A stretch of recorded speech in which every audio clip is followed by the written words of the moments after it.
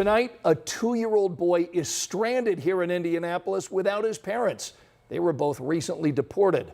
13 Investigates Sierra Putman's in studio with me tonight. And Sierra, you met this family as part of an interest in doing immigration stories here in Indiana.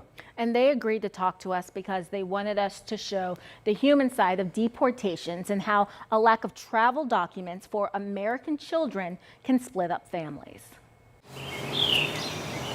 It's just after 7 a.m. Yesica Turcios brushes her daughter's hair, gives last-minute hugs, and wipes away tears. Her last moments at home in Indianapolis before moving to Honduras with 2 of her 3 children. Not by choice, Yesica is being deported. She asked that we blur the faces of her family and friends, everyone except 2-year-old Hendrick. While his mother and 2 siblings head to the airport, the toddler stays behind. The family was not able to get him a U.S. passport in time. I don't want to leave my child behind and they don't let me take him. It's the law, not a choice. Everyone needs a passport to travel internationally, even children. With the help of an interpreter, Yesica tells us her 3 minor children were born in Indiana, making them U.S. citizens. The Brookings Institution estimates there are 5.6 million American children at risk of having a parent or household member deported. On the phone, Yesica's husband, Martir Pineda, is already in Honduras. He was removed 2 months ago.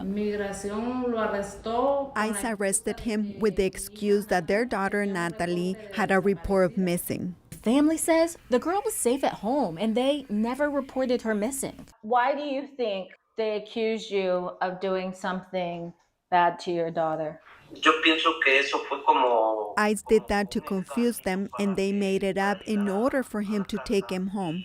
13 Investigates did not find any criminal charges against Martir here in Indiana. Still, U.S. Immigration and Customs Enforcement sent him to the Clay County Jail and later put him on a plane to Honduras.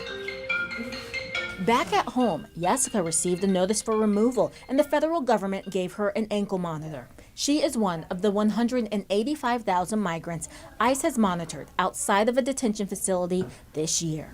Yesica and Martir say they each left Honduras years ago for better opportunities. They entered the U.S. by crossing the Rio Grande at the Mexican border. No legal status, but they still built a life. The children attended IPS schools. Martir worked construction. Yesica cleaned homes and babysat.